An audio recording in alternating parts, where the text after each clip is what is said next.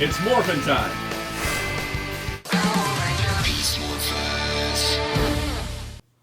Hello, this is Soundout here, and welcome back to another Power Rangers Beast Morphers review. In a surprise twist of fate, I actually do have Steel. A friend of mine actually sent me a surprise package saying he found Steel at a Ross and sent it to me, and I'm very, very grateful. This is a figure I never went out hunting for. It's a figure I wasn't sure if I even wanted. The Beast Morphers basic line is great basic figures, but it's just not something that I was wanting to commit money to anymore. But I did kind of want to get Steel to finish off the main team and kind of finish off 2019's figures. So let's talk about him. Honestly, this was one of the hardest figures to find, and that was due to a really poor mistake on Hasbro's part, which was including him as one per case in a deluxe format. So he's the deluxe price point of $14.99, one per case in a case assortment with Cruise and Smash, so it was really impossible to tell if this guy even was in stores. So it made him really hard to find because he was the only new figure of the wave. He was one per case, while there was, I think, 2 Cruise and 1 Smash, or 2 Cruise and 2 Smash? No, I think it's a case of 4. Anyways, the point is that they packed the new figure 1 per case, and that was a mistake, absolutely, because he has been so hard to find. That being said, he is very nice. A very good replica of the suit from the show. From the head down to the body, it looks very, very good. Everything's well painted. There's really no details missing. He's got a little thing in the back we'll talk about in a minute, but overall, I think it's really impressive. And he didn't reuse the legs from Gold, which is something I was afraid they were going to do, because they're like, oh, it's the same, but it's not. It's not supposed to be exactly the same. The Gold Ranger's armor does come from Steel's legs, just by the nature of the design. But they didn't reuse the same legs, which is nice. But you can also see the scale here, if we get these guys standing. Pretty good. They stand pretty good together, and Silver Ranger, which, you know, more state, about the same height, so that's pretty good. That way he's not like growing or shrinking when he morphs, which is pretty nice overall. Now, the other thing with this guy that I do want to mention is if you wanted to put him to Lightning Collections, I'm not sure if Lightning Collection will do a full-on Steel. They'll probably just include a Steel head with the Silver Ranger. But he's honestly not that bad scaled either. That's kind of because the Lightning and the basic figures have about the same height. So the Lightning are a little bit taller in terms of Rangers, but this still kind of works. So if you did want to put him in the Lightning Collection display, totally an option. So pretty nice overall.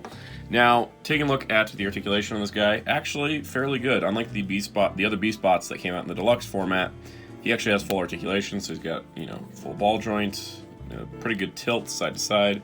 He's got shoulders move out, but these shoulder pads get in the way. Forward and back. He's got elbows that bend and rotate.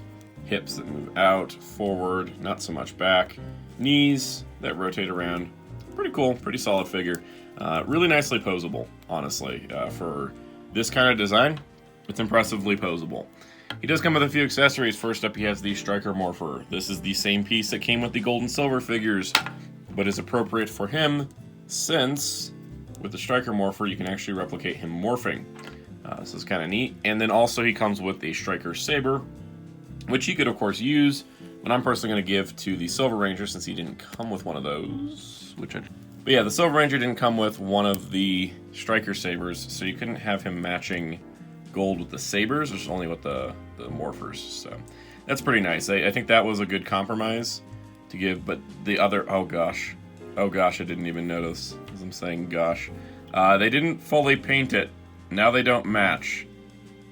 Huh. I don't know. Wait, hold on. This just turned into something more interesting than I thought. So this is the one that came with the Gold Ranger, where it's got this part of the blade painted, but it's hollow here. Whereas this one comes with steel, and it's not painted, but it's not hollow. The heck? What is this even? And the blade's shorter too. Hold on. This has become a discovery hour on the channel here. Here's the Lightning Collection one, just to throw this into the mix. Is this just the Lightning one? No, because the Lightning one's still smaller. There's 3 different molds. There's 3 different molds of sabers between 2 different lines.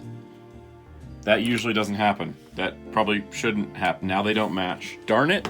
Darn it, I was going to give this a prop. I was like, oh, hey, look, now we got the sword to match the other. But they don't match at all. How in the heck? This is just so weird, because I figured Hasbro would just be like throwing this in to the steel package, but here we are with they're completely different. Okay, well, moving all that out of the side, because, wow. The other accessory Steel comes with, of course, is this giant piece. This is kind of what makes him a deluxe figure in ways. He's a unique sculpt, so that's probably the main reason. But this is a little backpack thing that can actually become a shield. So it actually clips on his arm. Pretty cool shield. I actually like it as a backpack, where you can clip it there. And then you can press this button, and the wings open up. So it's got like that beetle vibe. So he can fly. Flying Steel. It doesn't stay open, it just stays open like that. It also throws off his balance, which anyone can imagine would happen. That being said, he's not totally imbalanced. You can pose him. He poses. So other startling discoveries aside, I did test the key. Here's his key. Of course, it's got that kind of steel look to it. Very nice color. Now there's one issue that I'm going to bring up with this, and that's the actual voice clip. So we'll do the Beast X Morpher first. Oh, Let's go! Forgot I had to turn it on by pushing the button. We need to work together. We've got the code to victory. Whose voice is this? Sensitive toy. Regardless of the fact that it doesn't even match the voice from the show, like at all, let's remember, he is also the Silver Ranger. So... I'm half human, half robot, and totally awesome.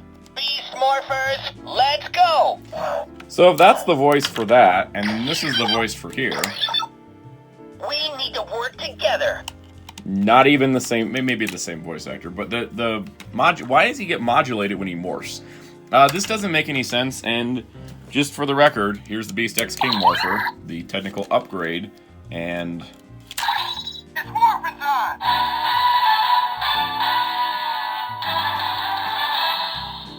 We've got the code to victory.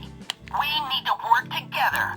No new sound there, so, yeah, I think that well sums up why I'm kind of done collecting the keys. The basic figures for me, I think, are great. They are great for a basic line, and honestly, I think that they're fun figures. They really are. But for me, the figures aren't really working for me as well. And then getting keys like this, where the sound sounds nothing like the show and isn't even consistent with the other generic voices, is just kind of a bummer. But that being said, this is one of the nicest figures. I'm hoping a re-release is planned this year, as long as Hasbro's not too busy making beast bots that turn into crappy armor for Red Rangers. But aside from that, I think that, honestly, if you have a chance to pick up Steel, he's totally worth it, even for Lightning Collection fans. Like I said, he does fit in well. He definitely is worth that, ignoring his key. I think the key is weird, I think the mismatched blades is weird, but overall he's a decent enough figure. This is probably the one we're getting for Steel. Because he's also a Ranger, I think Lightning Collection probably won't do Steel, but they'll just do Silver Ranger with a steel head. So overall, I do recommend it as a figure on its own. So overall, I have to applaud Hasbro on their first year of action figures. These are really solid and honestly probably the best basic figures Power Rangers has seen in a very long time. That being said, I'm not really collecting on these in 2020, just because of the nature of the figures. I'm mostly a Lightning Collection collector at this point, and the keys aren't really doing it for me in the Morphers. So, on that, this is kind of closing out my basic figure reviews. I wasn't expecting to be able to get Steel just because I never did find him, so I do appreciate my friend sending one to me. It was quite a treat, and it does feel nice kind of having all the Rangers and their Beast Bots counterparts. And I really do think Steel is probably going to go hang out in the Lightning Collection shelf. He does really good next to Beast Morphers Gold. So until next time, be sure to hit the like button and subscribe to keep up with future content on this channel. And be sure to check out my graphic designer, DarkClaw643, on Twitter, DarkClaw643. And check out Hero Club at hero-club.com for future Power Rangers news. And until next time, this is Soundout saying goodbye.